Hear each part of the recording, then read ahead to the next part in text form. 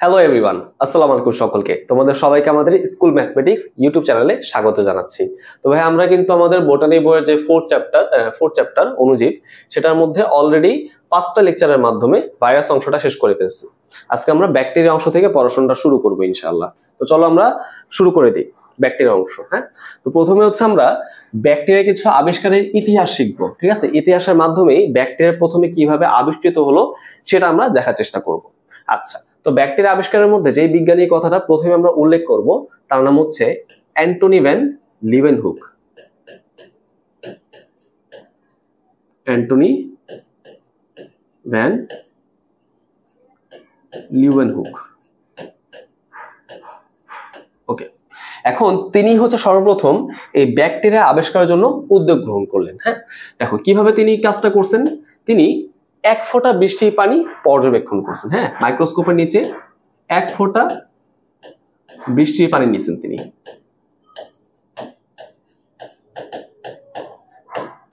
এবং সেই বৃষ্টির পানিকে তিনি অণুবীক্ষণ যন্ত্রের মাধ্যমে পর্যবেক্ষণ করার চেষ্টা করলেন যে এটার মধ্যে কিছু আছে কিনা। পর্যবেক্ষণ করার পর আমি কি দেখতে পারলাম, এটার মধ্যে হচ্ছে কিছু ক্ষুদ্র ক্ষুদ্র প্রাণী দেখা যায়। সেই ক্ষুদ্র ক্ষুদ্র প্রাণীগুলো কিন্তু আলটিমেটলি ব্যাকটেরিয়া। তার মানে তিনি কি দেখতে পারেন বলতো, ব্যাকটেরিয়া তিনি কিন্তু এখানে দেখতে পারেন। ওকে, তাহলে তিনি কি করলেন, ব্যাকটেরিয়া পর্যবেক্ষণ করলেন, দেখতে পারলেন এরকম। বাট এখানে একটা মজার বিষয় কি জানো, তিনি কিন্তু এদেরকে ব্যাকটেরিয়া নামটা দেন নাই। যেহেতু এই প্রাণীগুলো খুবই ক্ষুদ্র, মাইক্রোস্কোপ ছাড়া, অণুবীক্ষণ যন্ত্র ছাড়া এদের দেখাই যায় না, তাই তিনি এই প্রাণীগুলোকে নাম দিয়েছেন হচ্ছে অ্যানিম্যালকিউল। হ্যাঁ, নামকরণ কি করলেন, অ্যানিম্যালকিউল। তুমি বলতে পারো কি নামটা কার সাথে মিলে গেল, মলিকিউল অ্যানিম্যালকিউল, তাই না? মলিকিউল যেহেতু অনেক বেশি ক্ষুদ্র ক্ষুদ্র, খালি চোখে দেখা যায় না, তো তিনি হচ্ছে সেই নাম থেকেই এই নামটা নামকরণ করার চেষ্টা করছেন, অ্যানিম্যালকিউল। যার নাম কি বলতো, যার মানেটা কি, ক্ষুদ্র প্রাণী, ক্ষুদ্র প্রাণী বা ক্ষুদ্র জীব, তুমি এভাবে বলতে পারো। ঠিক আছে, এই হচ্ছে আমাদের মোটামুটি কথাটা। তো তিনি যেহেতু সর্বপ্রথম পরীক্ষা নিরীক্ষা করার মাধ্যমে ব্যাকটেরিয়ার উপস্থিতি প্রমাণ করতে পারছেন, তাকে আমরা কি বলতেছি, তাকে আমরা বলি হচ্ছে ব্যাকটেরিওলজি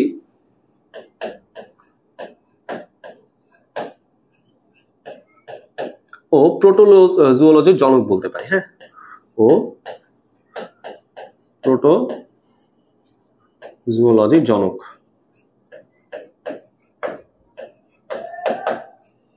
ওকে, ব্যাকটেরিওলজি এবং প্রোটোজুওলজির জনক তাকে আমরা বলতে পারি। আচ্ছা, এখন আমাকে একটু বলো, বুদ্ধি খাটায় বলো তো, ব্যাকটেরিওলজি বলতে আবার কি বোঝায়, তাই না? নাম থেকে মনে হয় আমরা বুঝতে পারতেছি ব্যাকটেরিয়া নিয়ে জীববিজ্ঞানের যে শাখা আমরা আলোচনা করি, তাই না? সেটাই হচ্ছে ব্যাকটেরিওলজি। ওকে, আর প্রোটোজুওলজি আসলে ব্যাকটেরিয়ার মতো, ব্যাকটেরিয়ার সাইজে কিছু জীব, বাট তারা হচ্ছে প্রকৃতপোষী জীব। অত ঝামেলার মধ্যে আমাদের যাওয়ার কোনো দরকার নাই, জাস্ট হচ্ছে আমাদের এই কথাগুলো একটু মাথায় রাখতে হবে। ঠিক আছে, গেল। এরপর তুমি আসো আরেকজন বিজ্ঞানীর কথা, যার নাম হচ্ছে বিজ্ঞানী এরেনবার্গ। নাম বলো, এরেনবার্গ। এরেনবার্গ হচ্ছে সর্বপ্রথম এই অ্যানিম্যালকিউল গুলোকে ব্যাকটেরিয়া নামকরণ করার চেষ্টা করছেন। বুঝছো, তিনি এগুলোকে কি করছেন, ব্যাকটেরিয়া নামকরণ করছেন। এটা তোমাকে একটু মাথায় রাখতে হবে। আচ্ছা, এখন এই নামটা আসলে কোত্থেকে আসছে খেয়াল করে দেখো, অরিজিনটা কি। এটা অরিজিন আসলে গ্রিক। বুঝছো, গ্রিক শব্দ থেকে এটা আমরা খুঁজে পেয়েছি, গ্রিক ভাষা থেকে। সো গ্রিক ভাষায় ব্যাকটেরিয়ন বলে একটা শব্দ আছে, ব্যাকটেরিয়ন। ওকে, সেই ব্যাকটেরিয়ন মানে কি জানো, লিটল রড, লিটল রড। তো সর্বপ্রথম অ্যান্টনি ভ্যান লিউয়েনহুক হচ্ছে যেই ব্যাকটেরিয়াগুলোকে তিনি বৃষ্টির পানির মধ্যে আবিষ্কার করলেন, সেগুলো হচ্ছে কিছুটা লম্বা লম্বা দণ্ডাকৃতির প্রাণী ছিল। বুঝছো, দণ্ডাকৃতির কিছু জীব তিনি দেখতে পারছেন। সে ছোট ছোট দণ্ডাকৃতির জীব, ইংলিশ করলে কি আসে বলো, লিটল রড। সেটার গ্রিক শব্দ হচ্ছে ব্যাকটেরিয়ন, সেখান থেকে ব্যাকটেরিয়া নামটা আসছে। বুঝতে পারছো তো কিভাবে জিনিসগুলো আগাচ্ছে? আচ্ছা, এবার চলে আসা হচ্ছে পরবর্তীতে আমরা দেখতে পারি তিনি হচ্ছে একজন ফ্রেঞ্চ সায়েন্টিস্ট, যার নাম হচ্ছে লুই পাস্তুর। হ্যাঁ, লুই পাস্তুর। তিনি কি করেন, তিনি হচ্ছে অনেক বেশি গবেষণার মাধ্যমে, পরীক্ষা নিরীক্ষার মাধ্যমে ব্যাকটেরিয়া তত্ত্বকে সুপ্রতিষ্ঠিত করেন। হ্যাঁ, তাহলে তিনি কি বলতে পারি আমরা, তিনি ব্যাকটেরিয়া তত্ত্বকে যেটাকে আমরা ইংলিশে বলতে পারি জার্ম থিওরি অফ ডিজিজ। হ্যাঁ, জার্ম থিওরি অফ ডিজিজ।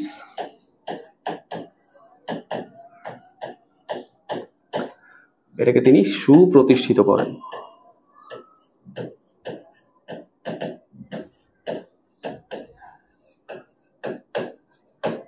ওকে, বিষয়টা কি ধরতে পারছি?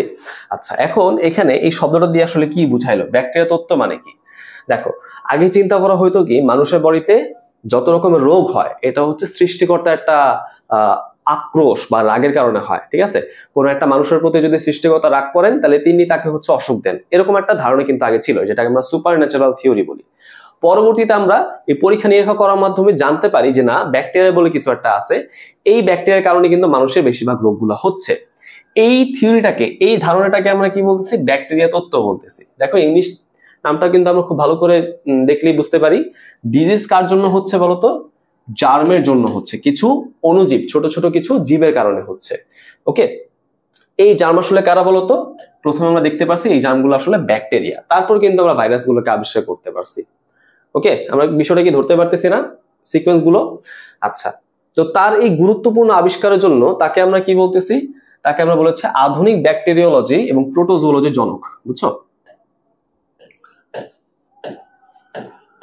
আধুনিক ব্যাকটেরিওলজি ও প্রোটোজোলজির জনক।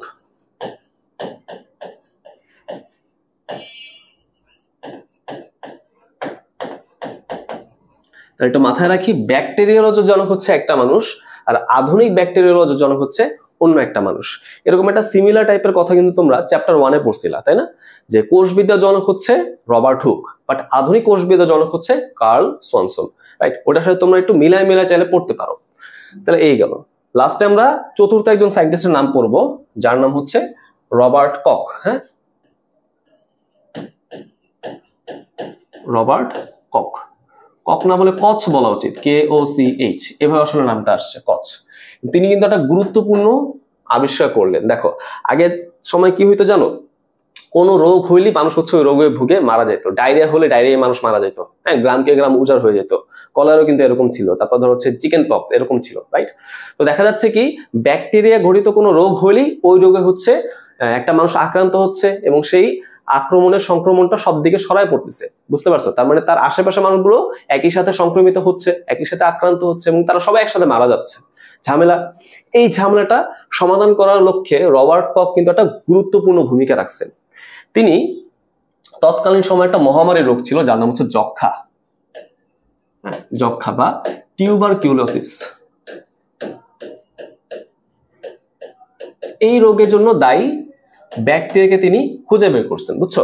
তার মানে এতকাল কিন্তু আসলে নির্দিষ্ট করে আমি কোনো ব্যাকটেরিয়া খুঁজে বের করতে পারি নাই। আমার হাতে যেটা লাগছিল আমি সেটাই আবিষ্কার করতে পারছি। বাট রবার্ট কক কি করলেন? নির্দিষ্ট করে একটা ব্যাকটেরিয়া তিনি খুঁজে বের করতে পারছেন। হ্যাঁ, দেখো, তিনি বললেন কি, এই যে যক্ষা হচ্ছে, যক্ষা ঠিক এই ব্যাকটেরিয়া দিয়ে হয়, তোমরা এই ব্যাকটেরিয়ার জন্য ওষুধ তৈরি করো। পরবর্তীতে যক্ষার জন্য আমরা হচ্ছে বিভিন্ন রকম ওষুধ তৈরি করতে পারছি। হ্যাঁ, এগুলো তোমরা পড়বা, রিফাম্পিসিন, আইসোনিয়াজাইড, এগুলা কিন্তু আমরা পরবর্তীতে তৈরি করতে পারছি। সো যক্ষা রোগের জন্য যে ব্যাকটেরিয়াটা দায়ী তার নাম কি জানো? মাইকো ব্যাকটেরিয়াম টিউবারকিউলোসিস। হ্যাঁ, টিউবারকিউলোসিস, এইটা হচ্ছে সেই জীবাণুটার নাম। অনেক বেশি ইম্পর্টেন্ট, তোমাদের কিন্তু স্পেলিং সহ জিনিসটা মাথায় রাখতে হবে। এটা এত বেশি ইম্পর্টেন্ট যে এটা আবিষ্কার করার কারণে রবার্ট কককে কিন্তু নোবেল পুরস্কার দেওয়া হয়েছিল। ওকে, তো আমরা জিনিসগুলো ধরতে পারছি। সো এই হচ্ছে মোটামুটি আমাদের আবিষ্কারের ইতিহাসগুলা, ঠিক আছে?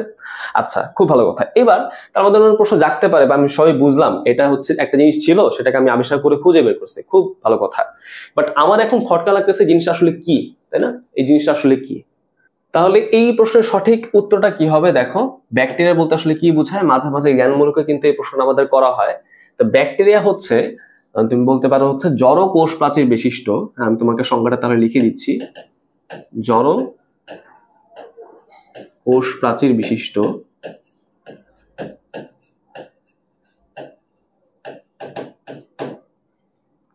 এককোষী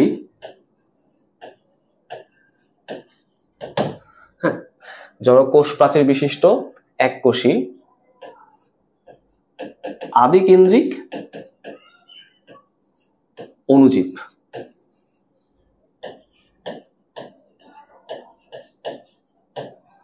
ওকে, বিষয়টাকে আমরা বুঝতে পারছি। তাহলে দেখার চেষ্টা করি আমরা এই ডেফিনেশন থেকে কি কি জিনিস বুঝতে পারতেছি। প্রথম কথাই হচ্ছে উদ্ভিদ কোষের মধ্যে তার বাইরেও কিন্তু কি থাকবে, একটা কোষ প্রাচীর থাকবে, তবে এটার কম্পোজিশন কিন্তু উদ্ভিদ কোষের মতো না, আমরা দেখব। এবং এরা কি হবে বলতো, এককোষী হবে। মনে রাখতে হবে আদিকেন্দ্রিক বা আদিকোষী যত রকমের জীব আছে সবাই কিন্তু এককোষী হয়, বুঝছো। প্রাককেন্দ্রিক বা প্রকৃত কোষী যেসব জীবগুলো আছে তারা এককোষী হইতে পারে, বহুকোষী হইতে পারে, ওইটা ডিফার করে, ওইটা বিভিন্ন রকম হইতে পারে। বাট আদিকেন্দ্রিক জীবগুলো অবশ্যই কি হবে, অবশ্যই কিন্তু আমাদের এককোষী হবে, ঠিক আছে। এবং তারা কি হবে বলতো, অণুজীব হবে, বুঝতে পারছো, মানে ছোট ছোট জীব হবে। আমরা বলতেছিলাম কি এই অণুজীবগুলোকে কিন্তু আমরা মাইক্রোস্কোপের নিচে দেখতে পারতেছিলাম, তাহলে এই অণুজীবগুলো কি হবে, আণুবীক্ষণিক হবে। হ্যাঁ, আণুবীক্ষণিক। আচ্ছা, এটা তাহলে আমরা আশা করি ধরতে পারছি। ওকে, তাহলে এই বৈশিষ্ট্যগুলো আমরা সংজ্ঞার মধ্যে উল্লেখ করব। এভাবে তুমি বলতে পারো জড়কোষ প্রাচীর বিশিষ্ট এককোষী আদিকেন্দ্রিক আণুবীক্ষণিক অণুজীব বলা যায়, তাই না। তাহলে মনে রাখতে হবে ভাইরাস হচ্ছে অতি আণুবীক্ষণিক আর ব্যাকটেরিয়া হচ্ছে আণুবীক্ষণিক। ওকে, আচ্ছা, তাহলে আশা করি আমরা এটা ধরতে পারছি। এবার চলে আসা হচ্ছে আমাদের পরবর্তীতে আমরা কি দেখতে পারি, তাই না, ব্যাকটেরিয়াকে আমরা কিভাবে ক্লাসিফাই করতে পারি। তো আমরা কিন্তু দেখছিলাম যখন আমরা ক্লাস 9 ছিলাম তখন আমরা দেখছিলাম কি বিজ্ঞানী হুইটেকার সমস্ত জীবজগৎকে 5টা ভাগে ভাগ করছিলেন, তাই না। প্রথম ভাগটা কি ছিল বলতো, মনেরা। এই মনেরার মধ্যে কিন্তু ব্যাকটেরিয়া এবং ব্যাকটেরিয়ার সাথে মিল সম্পন্ন সবাই অন্তর্ভুক্ত ছিল, তাই না। এর পরবর্তীতে আরেকজন বিজ্ঞানী আসলেন যার নাম হচ্ছে কার্ল উইস। হ্যাঁ, কার্ল উইস।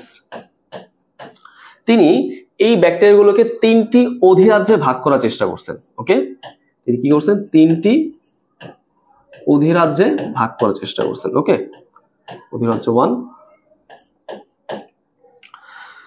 এখন এই অধিরাজ্যগুলো আলটিমেটলি আমাদের ব্যাকটেরিয়া অধিরাজ্য তুমি বলতে পারো। ওকে, 2 আর এটা হচ্ছে 3, তাই না। আচ্ছা, খেয়াল করে দেখো তিনি সকল ব্যাকটেরিয়া থেকে আর কি ব্যাকটেরিয়া গুলোকে আলাদা করে রাখছেন। ওকে, আর কি ব্যাকটেরিয়া হচ্ছে একটা আদি প্রকৃতির ব্যাকটেরিয়া। ব্যাকটেরিয়ার মধ্যে আবার কিন্তু আদি উন্নতর বিষয় আছে, বুঝছো। একদম প্রথম দিকের ব্যাকটেরিয়া গুলো যারা একটু আদি প্রকৃতির তারা হচ্ছে আর্কি ব্যাকটেরিয়া, আর অন্যান্য সকল ব্যাকটেরিয়া তারা হচ্ছে অধিরাজ্য 2 এর মধ্যে আছে, বুঝছো। তাহলে আর্কি ব্যাকটেরিয়া গুলো হচ্ছে আদি প্রকৃতির ব্যাকটেরিয়া, বাকিগুলো হচ্ছে একটু উন্নত প্রকৃতির ব্যাকটেরিয়া, যাদেরকে আমরা কি বলতে পারি, ইউ ব্যাকটেরিয়া বলতে পারি। হ্যাঁ, ইউ ব্যাকটেরিয়া, ঠিক আছে। ইউ মানে কিন্তু গুড বা ভালো, ঠিক আছে। এটার মধ্যে তোমার সায়ানো ব্যাকটেরিয়া আছে, তারপর আমরা দেখবো এন্টারো ব্যাকটেরিয়া আছে, অ্যাক্টিনো ব্যাকটেরিয়া আছে, ল্যাকটিক অ্যাসিড ব্যাকটেরিয়া আছে, বিভিন্ন রকম ব্যাকটেরিয়া কিন্তু হওয়া পসিবল, সবাই হচ্ছে অধিরাজ্য 2 এর মধ্যে আছে। এরপর তিনি কি বললেন, ব্যাকটেরিয়া বাদে অন্য যত জীব আছে সবাই হচ্ছে অধিরাজ্য 3 এর মধ্যে, তাই না। আর হুইটেকারের ক্লাসিফিকেশন আমরা কি পড়ছিলাম, মনেরার পর কি থাকে, প্রোটিস্টা থাকে, তাই না, প্রোটিস্টা থাকে। তারপর কি আছে, ফানজাই, ফানজাইয়ের পর আছে কে, প্লান্টি, প্লান্টির পর কি আছে বলো, অ্যানিমেলিয়া। তাহলে সবাই কিন্তু অধিরাজ্য 3 এর মধ্যে আছে। তাহলে খেয়াল করে দেখো কার্ল উইস না এরকম একটা উচ্চারণ হওয়া উচিত। তাহলে কার্ল উইসের মেইন কনসেন্ট্রেশন ছিল হচ্ছে ব্যাকটেরিয়াকে ক্লাসিফাই করা, বাকিগুলো দেখে তিনি কিন্তু অত বেশি ফোকাস দেন নাই। ওকে, তাহলে আমরা তাহলে কার্ল উইসের কথাটা ধরতে পারলাম। ওকে, আচ্ছা, তাহলে এখন আসো আমরা যদি এখানে কিছু প্রশ্ন দেখার চেষ্টা করি। দেখো এখানে কি বলছে, নিচের কোনটি আদি কোষের উদাহরণ। আমরা কি বলতেছিলাম, ব্যাকটেরিয়া গুলো কি হবে, এককোষী। কেন তারা এককোষী, কারণ তারা হচ্ছে আদিকোষী, এভাবে কিন্তু আমরা পড়ছিলাম। দেখো স্যাকারোমাইসিস, এটা কিন্তু আসলে একটা ফানজাই। ওকে, এক ধরনের ছত্রাক তুমি বলতে পারো, স্যাকারোমাইসিস সেরেভিসি। পেনিসিলিয়াম, পেনিসিলিয়ামও কিন্তু আমাদের একটা ফানজাই তুমি বলতে পারো। হ্যাঁ, পেনিসিলিয়াম নোটেটা। আচ্ছা, অ্যাগারিকাস, এটাও কিন্তু আসলে একটা ফানজাই, এটা আসলে মাশরুম আমরা বলতে পারি, খাবার জন্য যেটা আমরা ব্যবহার করতে পারি, অ্যাগারিকাস, ডাইস্পোরাস। হ্যাঁ, আচ্ছা, ব্যাসিলাস, এইটাই হচ্ছে সেই দণ্ডাকৃতির ব্যাকটেরিয়া, তাহলে এইটাই হবে সেই আদিকোষী, তাই না। দেখো তো এখানে খেয়াল করে, এখানে কিন্তু অধিরাজ্য 3 এর মধ্যে যারা যারা আছে সবাই কিন্তু সুপার কিংডম 2 সেটার অন্তর্ভুক্ত। সুপার কিংডম 2 তে কারা আছে? প্রকৃতকোষী জীবগুলো আছে, তাই না? তাহলে মানে এরা সবাই হচ্ছে প্রকৃতকোষী, তাহলে আমি বলতে পারি ফানজাইও কিন্তু প্রকৃতকোষী, তাই না? তাহলে আশা করি আমরা জিনিসটা ধরতে পারছি। তাহলে আদিকোষ কিন্তু শুধুমাত্র ব্যাকটেরিয়ার মধ্যে আমরা বলবো, বাকিগুলো কিন্তু প্রকৃতকোষী। ঠিক আছে, খুব ভালো কথা। এবার চলে আসো পরবর্তী টপিকে যাই, সেটা কি বলো? সেটা হচ্ছে ব্যাকটেরিয়ার সাধারণ বৈশিষ্ট্যগুলো। ঠিক আছে, তাহলে আসো আমরা যদি এখানে বৈশিষ্ট্যগুলো দেখার চেষ্টা করি, প্রথমে আমরা কি বলবো? এরা কিন্তু আণুবীক্ষণিক হয়, কোনো সিরিয়াল মেনটেন করার দরকার নেই। আচ্ছা, তো আণুবীক্ষণিক বলতে কি বোঝায়? যাদেরকে আমরা অণুবীক্ষণ যন্ত্রের নিচে দেখতে পারি বাট খালি চোখে দেখতে পারি না। কেন? কারণ এদের আকার কি হয়? অনেক বেশি ছোট হয়, বুঝছো? তাহলে এরা কি হবে বলতো? আকারে ক্ষুদ্র হবে। ওকে, কিরকম ক্ষুদ্র হয়? এটার রেঞ্জটা, এটা সাইজের রেঞ্জটা মোটামুটি মাইক্রোমিটার রেঞ্জে হয়, বুঝছো? সেটা কত বলতো? 0.2 থেকে 5 মাইক্রোমিটার এরকম রেঞ্জে হয়। ঠিক আছে, বুঝতে পারছি বিষয়টা, খুব ভালো কথা। এরপর আসা হচ্ছে পরেরটা, সেটা কি? এইসব প্রাণীগুলো নর্মালি এককোষী হয়। নর্মালি বলা উচিত না, আসলে সব ক্ষেত্রে কিন্তু এককোষী হবে, মানে একটা কোষী পুরো বডি। ওকে, আচ্ছা, এখন এখানে কিন্তু তোমার দেখার বিষয়টা কি? এই এককোষী প্রাণীগুলো একক অবস্থায় থাকতে পারে, আবার তারা কিন্তু দলবদ্ধ অবস্থায় কিন্তু থাকতে পারে, বুঝতে পারছো? তাহলে মনে রাখতে হবে, যারা একটু উন্নত প্রকৃতির ব্যাকটেরিয়া তারা কিন্তু একক অবস্থায় থাকতে পারে, বুঝতে পারছো? এরকম। আর যারা একটু উন্নত প্রকৃতির ব্যাকটেরিয়া তারা কিন্তু একক অবস্থায় থাকতে পারে না, তারা কিন্তু দলবদ্ধ হয়ে বসবাস করে, বুঝছো? দলবদ্ধ হয়ে বসবাস করতে পারে, অথবা তারা কলোনি তৈরি করতে পারে, কলোনি গঠন করতে পারে।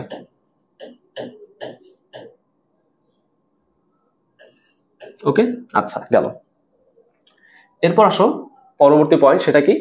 এটা কি হয়? আদিকেন্দ্রিক হয়। আদিকেন্দ্রিক মানে কি? যাদের নিউক্লিয়াসটা সুগঠিত নয়, তাই না? যেসব কোষের নিউক্লিয়াস সুগঠিত হয় না তারাই তো আদিকেন্দ্রিক, নাকি?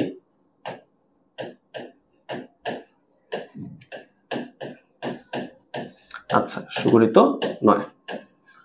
তো কেন আমি বলতেছি কেন সুগঠিত নয়? এটা কিন্তু অবশ্যই একটা কারণ আছে। কারণ কি?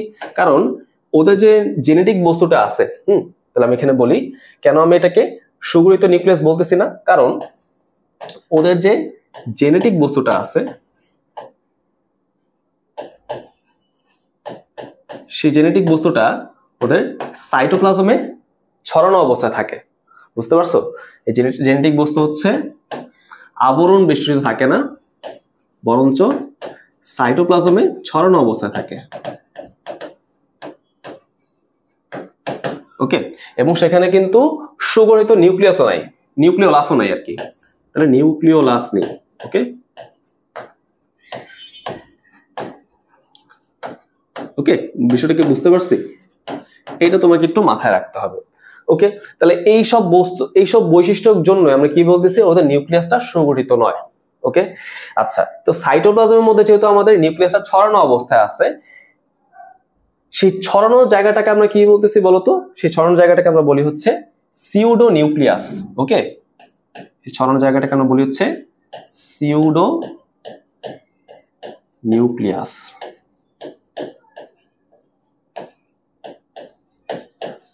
ওকে, যেটাকে আমরা নিউক্লিওয়েড বলতে পারি।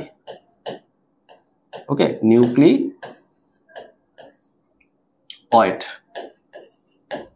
তাহলে মনে রাখতে হবে আদি কোষে থাকে নিউক্লিওয়েড বা সিউডো নিউক্লিয়াস, আর প্রকৃত কোষের মধ্যে কিন্তু নিউক্লিয়াসই থাকে, বুঝছো? প্রকৃত কোষের মধ্যে আমরা এরকম বলতে পারো নিউক্লিয়ার আবরণী পাওয়া যায়, নিউক্লিয়াস পাওয়া যায়, সবই পাওয়া যায়, এভাবে তুমি বলতে পারো। ঠিক আছে, আচ্ছা, তাহলে এটা কিন্তু গেল, এরা আদিকেন্দ্রিক, এইসব জিনিস আমি বুঝলাম। এর প্রশ্ন হচ্ছে এদের মধ্যে যে সাইটোপ্লাজম,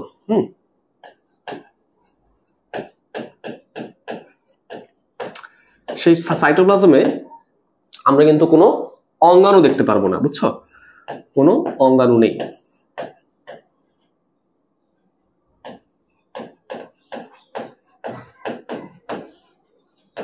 তবে এখানে কিন্তু একটা এক্সেপশন আমরা দেখতে পারি, একটা মাত্র অঙ্গাণু কিন্তু এখানে পাওয়া যেতে পারে, সেটা কি বলতো? রাইবোজোম। ওকে, তাহলে এখানে আমাদের এক্সেপশনটা কি? ব্যতিক্রম হচ্ছে শুধুমাত্র রাইবোজোম। কোন প্রকৃতির রাইবোজোম পাওয়া যায়? 70S প্রকৃতির রাইবোজোম পাওয়া যায়, তাই না? তোমরা কিন্তু 70S 80S এসব কিন্তু মোটামুটি জানো। ঠিক আছে, আচ্ছা, এবং এই রাইবোজোমটাকে আমরা কি বলতেছি, আদি প্রকৃতির রাইবোজোম। তাহলে মনে রাখতে হবে আদিকোষী জীবগুলাতে কোন প্রকৃতির রাইবোজোম পাওয়া যায়, 70S বা আদি প্রকৃতির রাইবোজোম। আর প্রকৃত কোষে কোন প্রকৃতির রাইবোজোম পাওয়া যাবে, 80S বা প্রকৃত রাইবোজোম। আচ্ছা, তাহলে এই কথাগুলো আমাদের একটু মাথায় রাখতে হবে। ঠিক আছে, এবার আসো হচ্ছে ওরা কোন প্রক্রিয়া হচ্ছে বিস্তার করে, বুঝছো? ওরা কিভাবে হচ্ছে বংশ বৃদ্ধি করে। আচ্ছা, খেয়াল করে দেখো, ওদের বংশ বৃদ্ধি হবে অযৌন পদ্ধতিতে, মোস্টলি অযৌন পদ্ধতিতে হয়। এবং ওরা কোন অযৌন পদ্ধতির হেল্প নেয়, তারা হচ্ছে মেনলি কোষ বিভাজনের হেল্প নেয়, বুঝছো? দেখো, ওদের এই অযৌন পদ্ধতির একটা নাম আছে, সেটাকে আমরা কি বলি, বাইনারি ফিশন বা দ্বিভাজন, যেটাকে আমরা বাইনারি ফিশন বলতে পারি।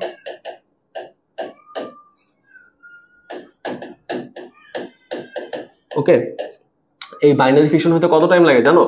প্রত্যেকটা ফিশন হইতে 30 মিনিট করে সময় লাগে, তাই না? আমরা কিন্তু যখন ভাইরাস পড়ছিলাম তখন কিন্তু এই 30 মিনিট একটা উল্লেখ করছিলাম, রাইট? ওই যে আমাদের যে টিটুফাস ভাইরাস লাইটিক চক্রের মধ্যে প্রতি 30 মিনিটে 300টা করে নতুন নতুন ভাইরাস তৈরি করে। সো 30 মিনিট কথাটা কেন উল্লেখ করা হয়েছে? এই কারণে উল্লেখ করা হয়েছে, বুঝছো? একটা ব্যাকটেরিয়া হচ্ছে একটা থেকে দুটাতে কনভার্ট হওয়ার জন্য 30 মিনিট সময় লাগে, ঠিক ওটুক সময়ের মধ্যে 300টা করে ভাইরাস উন্মুক্ত হয়। এই জন্য কিন্তু 30 মিনিট একটু উল্লেখযোগ্য একটা ইম্পর্টেন্ট জিনিস, ঠিক আছে? আচ্ছা, খেয়াল করে দেখো, এই যে বললাম যে দ্বিভাজন পদ্ধতি, এই দ্বিভাজন বা বাইনারি ফিশন, এটা নিয়ে কিন্তু আমরা বিস্তারিত সামনে পড়বো। জাস্ট আপাতত আমরা একটু মাথায় রাখি, এই দ্বিভাজনটা হচ্ছে অনেকটা অ্যামাইটোসিসের মতোই, বুঝছো? অ্যামাইটোসিসের মতো, পুরোপুরি অ্যামাইটোসিস না, বাট অনেকটাই অ্যামাইটোসিসের মতো, বুঝছো? দেখো, খেয়াল করে দেখো, অ্যামাইটোসিস প্রক্রিয়া আসলে যেসব কোষের কোষ প্রাচীর থাকে না সেগুলো বিভক্ত হয়, বাট ব্যাকটেরিয়া কিন্তু আবার কোষ প্রাচীর আছে, তাই না? সো এইটার প্রসেসটা একটু অন্যরকম, এজন্য আমরা বলি কি অ্যামাইটোসিসের অনুরূপ, বাট পুরোপুরি অ্যামাইটোসিস না। ওকে, ঠিক আছে, তাহলে আমরা অ্যামাইটোসিসের সাথে মিলাতে পারলাম। এখন আমাকে বুদ্ধি করে বলো তো, এখানে কি মাইটোসিস আর মায়োসিস বিভাজনটা কি হবে? একটু বুদ্ধি করে বলো। এখানে কিন্তু মাইটোসিস বা মায়োসিস কোনো বিভাজনই হয় না। কেন? কারণ মাইটোসিস মায়োসিস হচ্ছে প্রকৃত কোষের বিভাজন পদ্ধতি। এরা দেখো, এরা কিন্তু আমাদের আদি কোষ, আদিকেন্দ্রিক কোষ, ঠিক আছে? দেখো, এদের মধ্যে কিন্তু আমাদের সুগঠিত কোনো নিউক্লিয়াস নাই, যার ফলে এদের মধ্যে মাইটোসিস বা মায়োসিস কোনোটাই কিন্তু হয় না। তার মানে আমি লিখে দিই, মাইটোসিস ও মায়োসিস হয় না।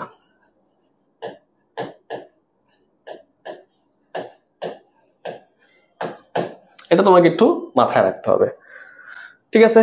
আশা করি আমরা এটা বুঝলাম। এরপর পয়েন্টটা আসো, সেটা কি বলতে পারি, আমরা কোষ প্রাচীর নিয়ে একটু আলোচনা করতে পারি, তাই না?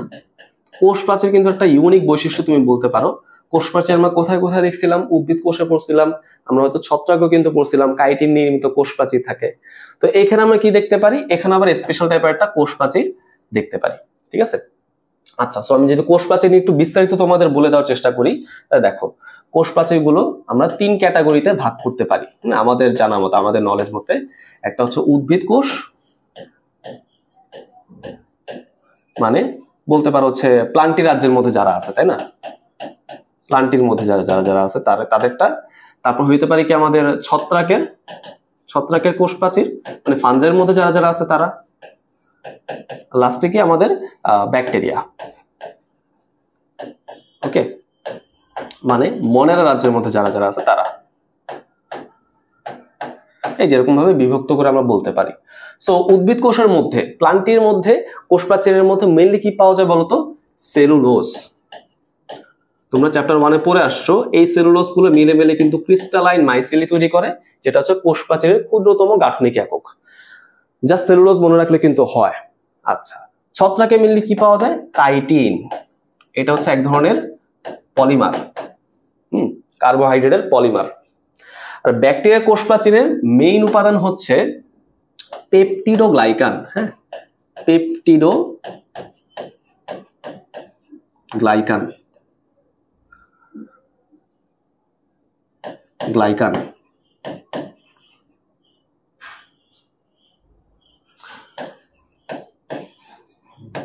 ওকে, এটাকে আমরা কি বলতে পারি? এটাকে আমরা কিন্তু মিউকোপেপটাইড বলতে পারি,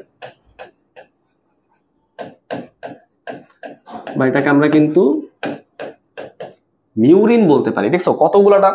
সবগুলো নামে কিন্তু আমাদের একটু কম বেশি করে জানতে হবে। হ্যাঁ, মিউরিন। এখন তুমি যেটাই বলো না কেন, পেপটিডোগ্লাইকান বা মিউকোপেপটাইড বা মিউরিন, এরা আসলে কোন জাতীয় পদার্থ? এরা বায়োকেমিক্যালি মিউকোপ্রোটিন জাতীয় পদার্থ, বুঝছো? এরা কিন্তু মিউকোপ্রোটিন জাতীয় পদার্থ।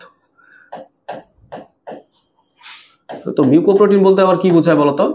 যেখানে আমাদের কার্বোহাইড্রেট আছে, মিউকাসের মধ্যে মেনলি কার্বোহাইড্রেট থাকে, যেখানে কার্বোহাইড্রেট আছে আবার প্রোটিনও কিন্তু আছে, বুঝতে পারছো? দুইটা উপাদান এখানে মিক্সড অবস্থায় আছে।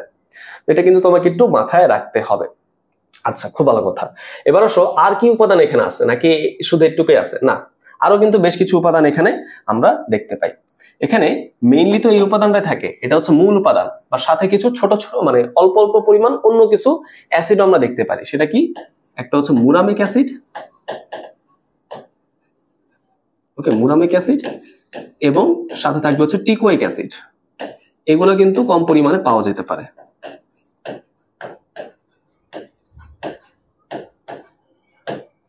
ওকে, তাহলে আশা করি ভাই আমরা এই পার্টটুকু বুঝতে পারলাম, এই জিনিসটা আমরা ধরতে পারছি। আচ্ছা, এরপর আসো,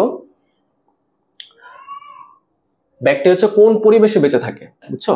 ব্যাকটেরিয়া হচ্ছে কোন পরিবেশে বেঁচে থাকে, কত তাপমাত্রায় বেঁচে থাকে? ব্যাকটেরিয়া বেঁচে থাকার রেঞ্জটা কিন্তু অনেক বড়, বুঝছো? সে হচ্ছে -17 থেকে 80 ডিগ্রি সেলসিয়াস পর্যন্ত, হ্যাঁ, এই তাপমাত্রা পর্যন্ত বেঁচে থাকতে পারে।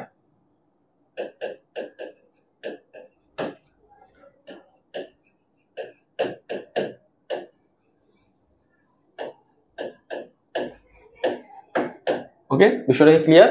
আচ্ছা, আশা করি আমরা এটা বুঝতে পারছি। এবার আসো, পরবর্তীতে আমরা কি দেখতে পারি যে এরা আর কি করতে পারে, আর ছোট ছোট কিছু বৈশিষ্ট্য আছে, যেমন এরা হচ্ছে অজৈব লবণকে জারিত করতে পারে, বুঝছো? অজৈব লবণকে জারিত করতে পারে, এটা কিন্তু একটা স্পেশাল বৈশিষ্ট্য, একটা বিশেষ ক্ষমতা। প্রকৃত কোষগুলো নরমালি জৈব যৌগ নিয়ে ডিল করে, জৈব যৌগকে তারা জারিত করতে পারে। এবার ব্যাকটেরিয়া গুলো কিন্তু অজৈব যৌগ, যেমন ধরো হচ্ছে সোডিয়াম সালফেট বা সোডিয়াম ক্লোরাইড, এগুলো নিয়ে কিন্তু কাজ করতে পারে। ওকে, আরো যদি বলতে চাই, এখানে আমি বলতে পারি হচ্ছে এরা বেসিক রং ধারণ করতে পারে। হ্যাঁ, বেসিক মানে কি বলতো? ক্ষারযুক্ত রং, যেই রঙের হচ্ছে পিএইচ এর মান 7 থেকে বেশি, এরকম। বেসিক মানে কিন্তু ওই যে আমরা বলি না, বেসিক মানে কি মূল জিনিস, এরকম না।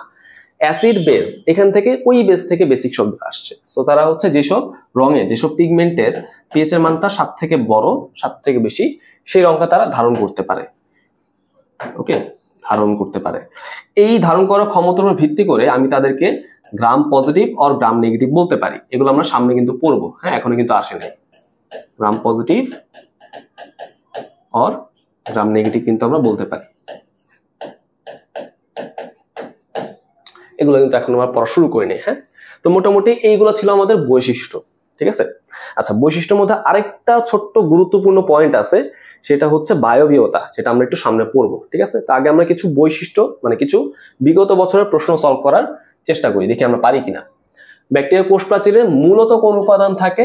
আমরা দেখছিলাম কি, মিউকোপ্রোটিন। দেখছো, মিউকোপ্রোটিন জাতীয় হচ্ছে পেপটিডোগ্লাইকান বা মিউরিন থাকে, আমরা বলতে পারি। আচ্ছা, ব্যাকটেরিয়া সম্পর্কে নিচের কোনটি অসত্য মানে মিথ্যা কোনটা হবে দেখার চেষ্টা করি।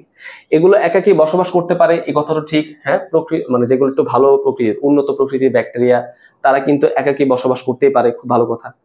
জৈব পদার্থের পচন প্রক্রিয়া তারা সক্রিয়ভাবে কাজ করে, এরকম কিছু হয়তো আমরা পড়ি নাই, তাই না? আমরা অজৈব লবণ নিয়ে একটা পয়েন্ট পড়ছিলাম, এইটা হয়তো আমরা পড়ি নাই, ঠিক আছে? তাহলে এটা যেহেতু আমরা জানি না, সেটাকে আমরা কি করলাম, একটু রাখলাম, এটা আমরা জানি না। ওকে, কিছু কিছু ব্যাকটেরিয়া অক্সিজেনের উপস্থিতিতে বেঁচে থাকতে পারে না, এই কথাটা ঠিক আছে, বুঝছো? কিছু কিছু ব্যাকটেরিয়ার জন্য অক্সিজেন অপরিহার্য, দরকারি আছে, আমরা সামনে পড়বো। আবার কিছু কিছু ব্যাকটেরিয়া হচ্ছে অক্সিজেন ছাড়াও বাঁচতে পারে, তার মানে এই কথাটা ঠিক আছে। এটা দেখি তো, এরা মাইটোসিস পদ্ধতিতে প্রজনন করে, এই কথা কি ঠিক? এটা কিন্তু ভুল, কারণ এরা কিন্তু মাইটোসিস মায়োসিস কোনোটাই করতে পারে না, শুধুমাত্র অ্যামাইটোসিস করতে পারে। বলছে ভুল কোনটা, তাহলে এইটা ভুল, তাহলে এটাই আমাদের সঠিক উত্তর, তাই না? তার মানে এই কথাটা কিন্তু সত্য। দেখছো, আমরা কিন্তু তাহলে এক্সক্লুশন মেথড অনুযায়ী এই পড়াগুলো কিন্তু ধরতে পারতেছি, তাই না? ওকে, গেল। আচ্ছা, পরবর্তীতে আসি, ব্যাকটেরিয়ার জন্য নিচের কোনটি সঠিক নয়, মানে এটাও এখানেও কিন্তু মিথ্যা আমাদের খুঁজে বের করতে বলছে। ফ্লাজেলাযুক্ত ব্যাকটেরিয়া তরল মাধ্যমে চলাচল করতে পারে, কথা কিন্তু ঠিক আছে। ফ্লাজেলা হচ্ছে একটা চলনঙ্গ, এই চলনঙ্গ দিয়ে সে হচ্ছে ব্যাকটেরিয়ার চলনটাকে, এক স্থান থেকে আরেক স্থানে গমনটাকে নিয়ন্ত্রণ করে, কথা ঠিক আছে। অজৈব লবণকে সে জারিত করতে পারে, এই কথা ঠিক আছে, আমরা পয়েন্টের মধ্যে পড়ছি। সাধারণত দ্বিবিভাজন বা দ্বিভাজন প্রক্রিয়া সংখ্যা বৃদ্ধি করে, এটাও কিন্তু ঠিক আছে, তাই না? সবসময় কি ক্ষতিকারক হবে না, এটা কিন্তু উপকারী এবং অপকারী দুই ধরনের ভূমিকা আছে, তাই না? ভাইরাসের যেমন উপকারী অপকারী ভূমিকা আছে, ব্যাকটেরিয়ার কিন্তু দুই ধরনের ভূমিকা আছে। আমরা সামনে কিন্তু এসব পড়বো, ঠিক আছে? তাহলে এইটা হচ্ছে সত্য নয়, এটা হচ্ছে আমাদের মিথ্যা কথা গেল। এবার চলে আসা হচ্ছে বায়বীয়তা, তাই না? এই যে বাতাসের মধ্যে অক্সিজেন আছে কিনা তার উপর ভিত্তি করে কোন জায়গায় কি পরিমাণ ব্যাকটেরিয়া থাকতে পারে, কোন জায়গায় কোন কোন ব্যাকটেরিয়া থাকতে পারে, সেটা কিন্তু আমরা ভাগ করতে পারি। আচ্ছা, খেয়াল করে দেখো, এখানে আমাদের বইয়ের মধ্যে জাস্ট তিনটা ক্যাটাগরি, তিনটা জিনিস আলোচনা করা আছে, সেগুলো আমরা দেখি। বইয়ের মধ্যে যতটুকু আছে সেগুলো আমরা হচ্ছে দেখার চেষ্টা করব। আচ্ছা, তো প্রথমে আমরা দেখবো হচ্ছে বাধ্যতামূলক অবায়বীয়। ওকে, আচ্ছা, তারপর দেখি আমরা বলতে পারো হচ্ছে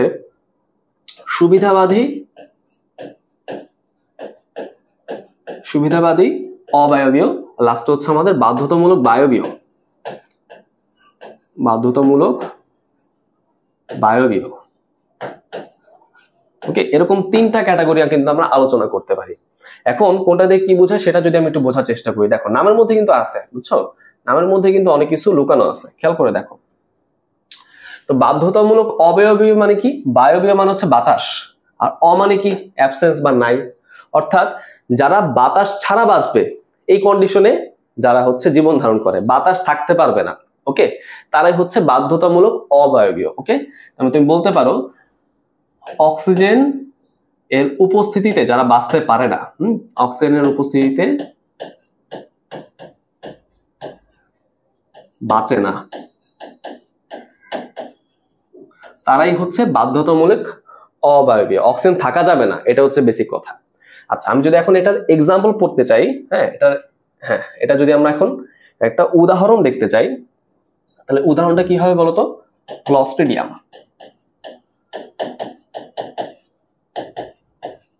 ক্লস্ট্রিডিয়ামের বিভিন্ন গণভুক্ত প্রজাতিগুলো কিন্তু এটার মধ্যে পড়ে। এরপর চলে আসা হচ্ছে সুবিধাবাদী অবায়বীয়। এখন সুবিধাবাদী অবায়বীয় মানে কি? তারা বায়বীয় কন্ডিশনে বাঁচতে পারে, অবায়বীয় কন্ডিশনে বাঁচতে পারে, মানে অক্সিজেন আছে কি নেই সেটা কিন্তু ডাজেন্ট ম্যাটার, বুঝছো? তবে হ্যাঁ, তার আশেপাশে যদি অক্সিজেন না থাকে তাহলে সে হচ্ছে ভালোভাবে ফাংশন করতে পারে, বুঝতে পারছো বিষয়টা? তার মানে সে হচ্ছে অক্সিজেনের উপস্থিতিতে বাঁচতে পারে, না থাকলে তো বাঁচবেই, থাকলেও বাঁচতে পারে, এরকম বিষয়টা, ঠিক আছে? আমার কথা কি ধরতে পারছো? আচ্ছা, এটার মধ্যে মিললে কি আছে বলতো? এটার মধ্যে মিললে আছে হচ্ছে এশেরিকিয়া কোলাই,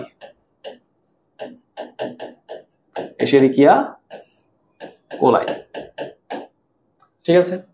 আচ্ছা, পরবর্তীতে আমরা কি দেখতে পারতেছি বলতো? বাধ্যতামূলক বায়বীয় মানে যার বাঁচার জন্য অবশ্যই অক্সিজেন দরকার, অক্সিজেন ছাড়া সে হচ্ছে বাঁচবে না, অক্সিজেন না থাকলে কিন্তু বাঁচবে না, তার মানে অবশ্যই সে হচ্ছে অক্সিজেনের উপস্থিতিতে বাঁচে। ওকে, তাহলে দেখো আগেটা ছিল হচ্ছে বাঁচতে পারে, এটা হচ্ছে অবশ্যই বাঁচবে, বুঝছো? এটা না থাকলে সে বাঁচবে না, এটা হচ্ছে বেসিক কথা। তোমরা কি দুটার মধ্যে পার্থক্য ধরতে পারছো? এটা দেখো, না থাকলে বাঁচবে, থাকলে বাঁচবে না, হ্যাঁ, থাকলেও বাঁচতে পারে, না থাকলেও বাঁচতে পারে, এটা হচ্ছে থাকলে বাঁচবে, না থাকলে বাঁচবে না, ঠিক আছে? এরকম বিষয়টা। আচ্ছা, এটার এক্সাম্পলটা কি? এটার এক্সাম্পল হচ্ছে অ্যাজোটোব্যাক্টার, বেইজারিঙ্কিয়া, হ্যাঁ, বেইজারিঙ্কিয়া। ওকে, এই হচ্ছে আমাদের জিনিসটা, তুমি অ্যাজোটোব্যাক্টার মনে রাখো, তাহলে কিন্তু হচ্ছে। তাহলে আশা করি আমরা এই জিনিসগুলা সহজে ধরতে পারলাম, ঠিক আছে? আচ্ছা, গেল, ঠিক আছে। এখন তোমাকে যদি আমি এখান থেকে আরেকটা জিনিস বলি, ঠিক আছে? এটা হচ্ছে বইয়ের বিভিন্ন জায়গায় ছড়ানো ছিটানো অবস্থায় আছে ইনফরমেশনটা, আমি তোমাকে একসাথে করে দিচ্ছি। এই যে আমাদের ক্লস্ট্রিডিয়াম, এই ক্লস্ট্রিডিয়াম কিন্তু আমাদের পরীক্ষার জন্য ভেরি ভেরি ইম্পর্টেন্ট। মনে রাখবো যে যদি আমরা বোটানি পরীক্ষা দেই, যত জায়গায় সিলেবাসে বোটানি আছে সব জায়গায় হচ্ছে ক্লস্ট্রিডিয়াম থেকে একটা প্রশ্ন থাকবেই, এটা এত বেশি ইম্পর্টেন্ট। সো এই জন্য আমি তোমাদের একটু ক্লস্ট্রিডিয়াম নিয়ে একটু কিছু এক্সট্রা করে বলে দিই, বুঝছো? ক্লস্ট্রিডিয়াম নিয়ে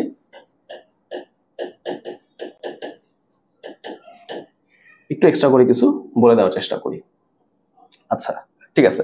তো প্রথম কথাই আমরা ক্লস্ট্রিডিয়ামকে কি বলতেছিলাম? বাধ্যতামূলক অবায়বীয়,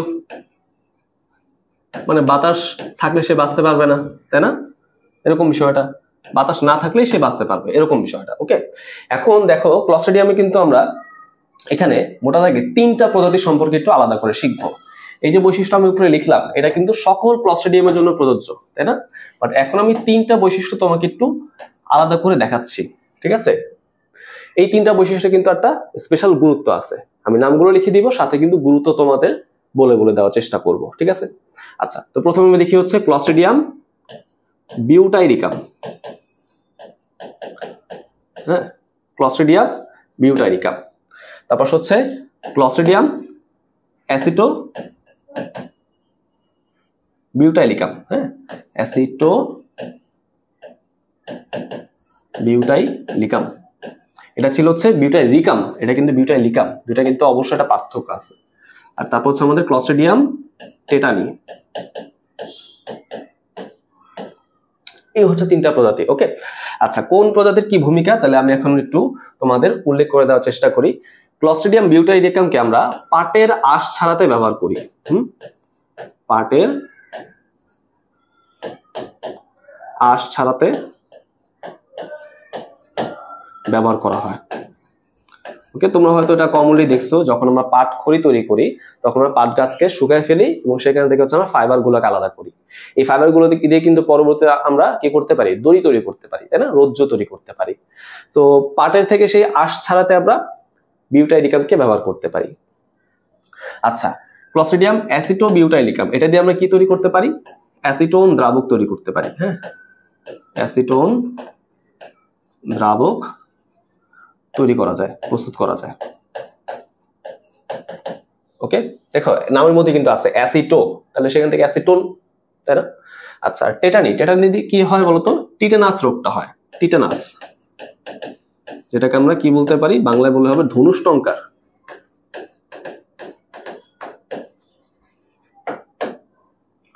এই রোগটা হয়, ঠিক আছে? এই হচ্ছে আমাদের মেইনলি বিষয়টা। আচ্ছা, আরেকটা আছে, আরেকটা বলতে তো আমি ভুলে গেলাম। আরেকটা আছে, তাহলে তুমি 3টা না পড়ে 4টা করো, ঠিক আছে? আরেকটা আছে যেটা আমাদের জন্য ইম্পর্টেন্ট, সেটা কি? সেটা হচ্ছে ক্লস্ট্রিডিয়াম বটুলিনাম। ক্লস্ট্রিডিয়াম বটুলিনাম, এটা দিয়ে কি হয়? এটা দিয়ে হয় হচ্ছে বটুলিজম। ওকে, বটুলিজম হবে এটা দিয়ে। ওকে, তো বটুলিজম কেন বলা হয়? কারণ এই ক্লস্ট্রিডিয়াম বটুলিনাম থেকে এক ধরনের মানে এক ধরনের প্রোটিন তৈরি হয় যার নাম হচ্ছে বটুলিন। নাম বলতো বটুলিন। এই বটুলিন হচ্ছে খাদ্যে বিষক্রিয়া তৈরি করে। হ্যাঁ, খাদ্য পচন ও বিষক্রিয়ার জন্য দায়ী। ওকে, একটু কথাটাকে মাথায় রাখছি। আচ্ছা, তো খেয়াল করে দেখো, ক্লস্ট্রিডিয়াম বটুলিনাম হচ্ছে বটুলিজম করে কেন? কারণ সেই ক্লস্ট্রিডিয়াম বটুলিনাম হচ্ছে বটুলিন নামে একটা প্রোটিন তৈরি করে। এই বটুলিনের কারণে খাবারটা ধীরে ধীরে পচতে শুরু করে এবং খাবারটা হচ্ছে মধ্যে এক ধরনের বিষ তৈরি হয়। এই জাতীয় খাবার খাওয়ার মাধ্যমে কি হয়? ফুড পয়জনিং এর শিকার মানুষ হয়ে থাকে। ওকে, তাহলে এই 4 ধরনের ক্লস্ট্রিডিয়াম নিয়ে কিন্তু আমরা পড়াশোনা করলাম, ভেরি ভেরি ইম্পর্টেন্ট। আচ্ছা, গেল। তো দেখার চেষ্টা করি আমাদের বিগত বছরের প্রশ্নটা কি দেওয়া আছে এখানে। দেখি যে নিচের কোন ব্যাকটেরিয়া হচ্ছে মুক্ত অক্সিজেন ছাড়াই বাঁচতে পারে, তাই না? তারা অক্সিজেন ছাড়া যারা বাঁচতে পারে তারা কি? নিশ্চয়ই অবায়বীয়, তাই না? রাইট, এখানে তুমি বাধ্যতামূলক অবায়বীয় চিন্তা করো। আমরা কি দেখছিলাম? সেটা ক্লস্ট্রিডিয়াম দেখছিলাম, তাই না? আচ্ছা, সো এই ছিল আমাদের আজকের লেকচারটা। আশা করি আমরা টপিকগুলো বুঝতে পারছি। আজকে আমি আরো কিছু স্লাইড তোমাদের জন্য নিয়েছিলাম, বাট লেকচার বড় হয়ে যাচ্ছে বলে এটা আমি আজকে তোমাদের সাথে ডিসকাস করলাম না। ইনশাআল্লাহ আমরা বাকি টপিকগুলো সামনের লেকচারে আলোচনা করব। ততদিন সবাই ভালো থাকো। আসসালামু আলাইকুম।